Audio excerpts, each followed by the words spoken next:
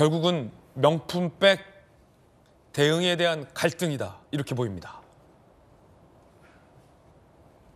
김건희 명품백 의혹의 우려를 표명했다.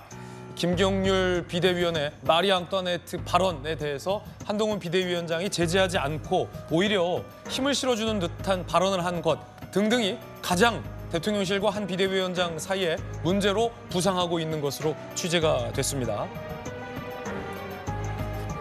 여권 핵심 관계자 이건섭 실장, 한동훈 비대위원장에게 김건희 여사 현안 대응 관련 대통령이 섭섭함과 불쾌감을 전달했다. 정작 공천에 대해서는 언급하지 않았다라고 밝히고 있습니다. 저희들이 취재한 대목과 맞아떨어지죠. 국민의힘 일각에서는 김건희 여사라는 영린을 건드린 것이 이 갈등의 핵심이다라는 진단이 나오고 있습니다.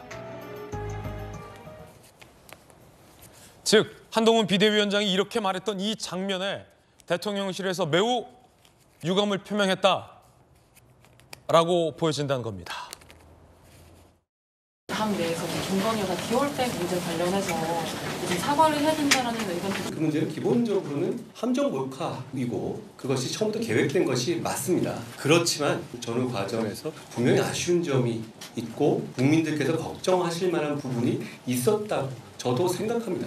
김 여사가 직접 사과할 필요성이 있다고 보실까요? 그 이슈에 관한 저의 입장은 어제 분명하고 확실하게 말씀드렸다라고 말씀드리겠고요. 대응 관련해가지고 대통령실과 좀 갈등설도 불거지고 있는데 실제로 그런 갈등들이 좀 있나요? 국민의 눈높이에 생각할 문제니까요. 갈등이라고 할 만한 문제는 없습니다. 안녕하세요, 의원님. 네. 그 방통위 부위원장하셨고 KBS 기자하셨잖아요. 네. 대통령실과 이건섭 실장이 대외적으로는 저희들 보도 이후에 뭐 여사 문제는 아니고 급기야 대통령실에서 어떻게 비대위원장의 거취를 결정하겠냐라며 선을 긋고 말을 아끼는 모양새입니다. 대외적으로는. 네. 그러면서 한동훈 비대위원장이 공천을 사천할 것 아니냐라는 우려를 대통령에 전달한 것이다. 라고 이 대외적으로는 해명을 하고 있는 상황인데 이 대통령실의 입장 어떻게 보십니까? 일단 이제 이 현재 보도되고 있는 것이 사실은 전제가 돼야 될 것 같습니다. 지금 다 조금씩 흘러나온 이야기이기 때문에 본인들이 이런 언론 보도에 대해서 사실 여부를 좀 확인해 줘야만 저희들이 정확한 판단을 할 수 있다는 생각이 들고요. 워낙 그 권력의 심층부에서 비롯된 이야기이기 때문에 제3자가 알기는 굉장히 어려운 내용들입니다. 또 앞서 말씀드렸지만 언론들은 이런 보도를 솔직히 즐겨합니다. 예. 약간 부추긴 부분도 있습니다. 또 과장까지는 아니더라도 좀 확대해서 쓰는 경우도 있습니다. 그래서 일단 그거에 대한 확인이 필요할 것 같고요. 그건 어찌됐든 지금 한동훈 비상대책위원장의 얼굴 표정, 그다음에 출근길 말을 본다면은 뭔가는 있었던 것 같고요. 그 원인은 아마 김경률 회계사의 마포을과 관련된 것으로 현재로는 추정이 됩니다. 사실 김경률 위원장 마포을 선거 출마와 관련해서는 김경률 회계사죠. 회계사가 말을 좀 지나친 게 한 건 맞아요. 어떻게 예. 프랑스 혁명 당시에 마리 앙투아네트와 비교를 합니까? 그건 정말 적절하지 않은 발언이었습니다. 정말 그건 무슨 정치인 여부를 떠나서 지식인이라면 그 비교할 수 없는 이야기를 한 겁니다. 그건 굉장히 잘못된 거였고요.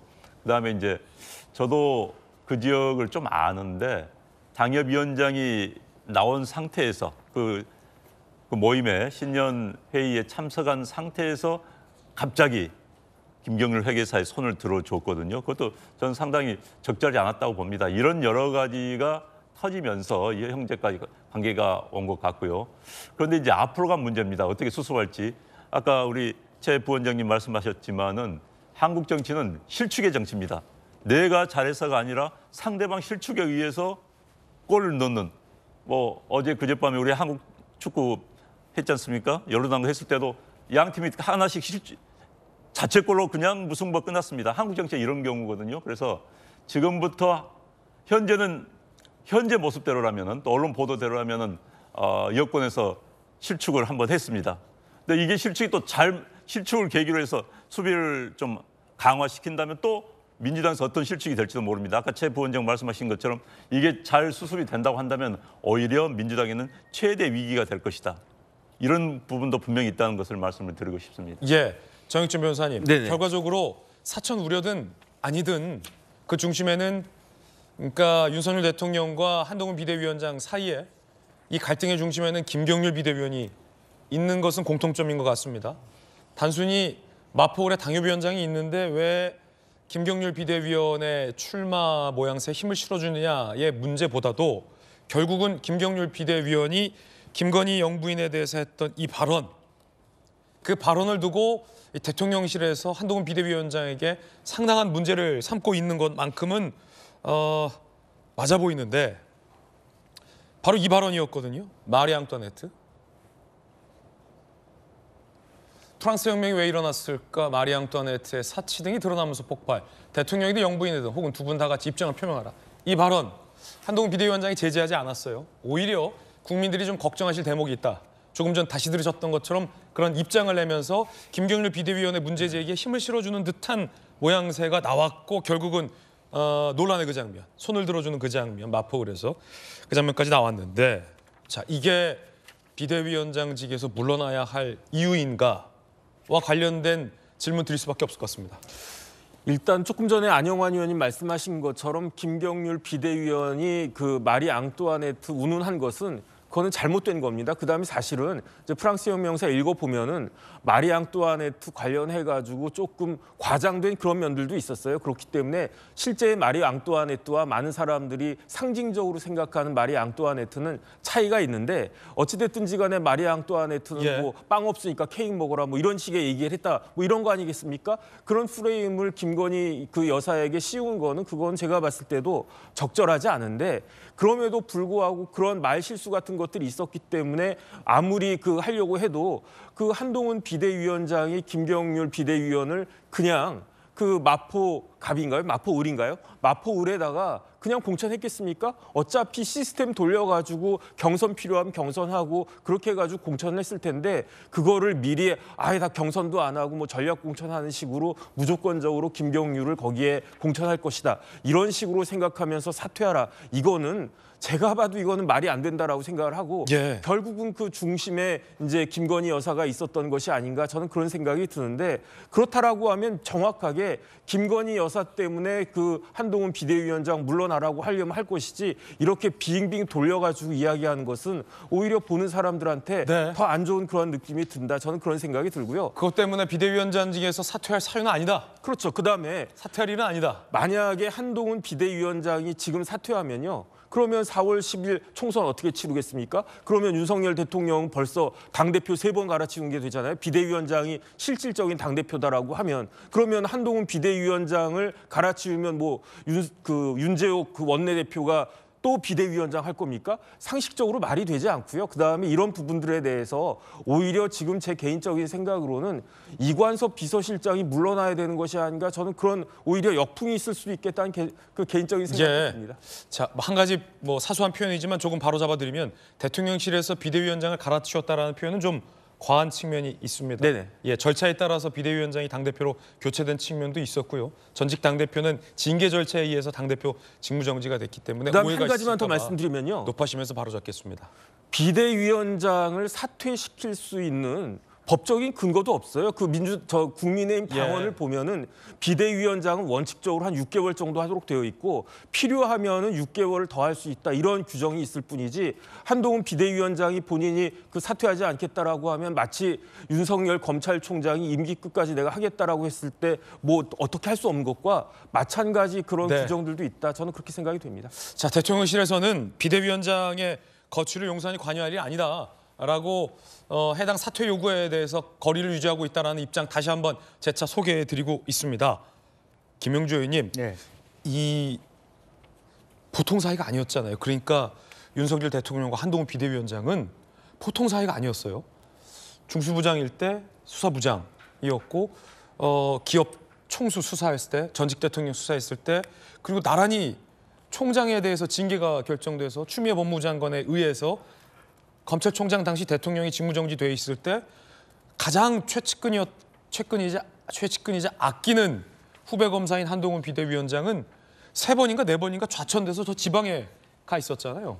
부산인가 언젠가 총장이 내려갔을 때 그 두 사람이 굉장히 애틋해하는 눈빛을 길지도 못하고 굉장히 짧게 눈빛을 교환했던 안타까웠던 장면도 저희가 다 기억나는데 너무나도 이게 보통 사이가 아닌데 이런 일로 어떻게 사퇴 이야기가 오고 갔을까요? 저는 이제 바로 그렇게 사퇴하라 그런 얘기보다는 앞에 예. 조건이 있었을 거라고 봅니다. 그 조건이 뭐냐면 현재 비대위 체제 안에서의 김경률과의 관계, 김경률의 역할 이런 부분에 대해서 대통령실이 매우 크게 우려했다고 봅니다. 현재로 보면 업무론적으로 보면 한동훈 비대위원장이 자기 하고 싶은 얘기를 김경률을 통해서 하는 듯하다. 네. 근데 김경률이 하는 말은 대통령실 입장에서 매우 격려할 말이에요. 왜 격려할 말이냐? 마리 앙투아네트가 어떻게 됐습니까? 루이 16세와 마리 앙투아네트는 둘 다 처형됐습니다. 단두대. 네. 지금 현재 길거리에는 주말마다 윤석열 정권 퇴진, 뭐 민주당은 말만 꺼내면 탄핵, 생각하기도 싫은 그 장면들의 내용에 결국 프랑스 혁명이 뭡니까? 정권은 민주당으로 가고 윤 대통령 탄핵되고 뭐 김건희 여사 말할 것도 없고 감옥 가는 네. 이런 시나리오에 딱 적합한 얘기를 하는 것을 왜 한동훈 비대위원장은 놔놓고 보냐? 백 이야기 할 수 있다 이거예요. 그러나 표현의 자제가 안 되고 또 하나는 그러면 참여연대에 있었던 소위 경제민주화 21이라고 하는 저 세력이 주요가 됐을 때 보수의 정체성이 존재할 수 있냐? 예. 라는 우려가 존재한다는 거예요. 실제로. 지나치게 비대위 체제를 투톱 체제 한동훈과 김경률 체제로 가는 것에 대한 우려. 김경률을 정리하라라는 쪽에 오히려 더 방점을 찍힌 걸로 보인다. 김경률을 정리하지 않으면 사퇴하라. 저 사진 한번 보세요. 그 보통 사이가 아니란 말이죠. 야, 이게 그 검찰이라는 조직의 특수성, 그 외압에서 엄청나게 외압이 있었던 가운데 윤석열 대통령이 그 외압을 또 막아주면서 검사 한동훈을 성공시켰던 백그라운드도 있었고, 자 지금 이 격려 방문했을 당시에도 좌천된 그렇죠. 예. 측근 한동훈 검사를 바라보는 윤 대통령, 뭐 두 사람 사이가 워낙 특수관계고 그때 당시 다 이제 무고한 음모로 밝혀졌지만 무슨 뭐 검찰 조직과 언론이 뭐 유착돼 있다는 가짜 프레임까지 만들면서 윤석열 대통령과 한동훈 검사 사이에 갖은 의혹을 정치권에서도 제기하지 않았습니까? 다 무고로 밝혀졌지만 뭐 그런 사이에서 이런 관계였는데. 그런 관계였는데 지금 김경률을 가까이 두면 점차 실제로 그 대통령실과 국민의힘의 관계가 이상해진다. 더 틀어질 가능성이 많다는 것에 대한 우려 예. 그리고 경고 그런 것이 있을 수 있다. 뭐 비대위원장에 대해서 뭐 상하 관계의 측면이 아니라 전통적인 두 사람과의 친분 관계로 봤을 때는 어떻게 이럴 수 있냐? 그런 우려를 범할 수 있는 거죠. 어떻게 최소한 이럴 수 있냐? 뭐 당이라고 하는 독립적 기구가 하는 것에 대해서 우리가 뭐라고 할 수는 없다 하더라도 표현과 내용은 너무 지나치다. 그럼 이건섭 비서실장이 지금 주변에 밝혔다는 내용과 또 맥이 맞는데 김경률 비대위원을 이 당의 어떻게 핵심 승부처에 힘을 실어주는 모양새에 대한 우려, 그것이 이제 그렇죠. 공천으로 이어질 우려, 내면에는 어떻게 이룰 수 있느냐. 그래서 뭐 저 발언을 한. 공천 될 수 있겠죠. 그리고 또 그것은 이제 사소한 실수 제가 여기서 얘기했지만 인천시당에 가서 윤영선 후보가 있는데 한동훈 장관만 손들어주고 여기 엄연하게 김성동 당협위원장이 있는데 대놓고 저렇게 친한 척을 하는데 어떻게 저게 공정한 거냐에 대한 반발이 있을 수 있는 거죠. 마포울 당원들의 반발도 있을 수 있다고 봐요. 네. 근데 그런 부분인데 그거는 비상적인 것이고 형식적인 것. 또 아니 김경률 후보가 정청래 이길 수 있다면 뭐 대통령실이 싫어할 건 아닙니다. 그런데 저런 기세들이 계속적으로 당을 장악했을 때 장차 대통령실과 말하자면 국민의힘이 어떤 모양새가 될 거냐.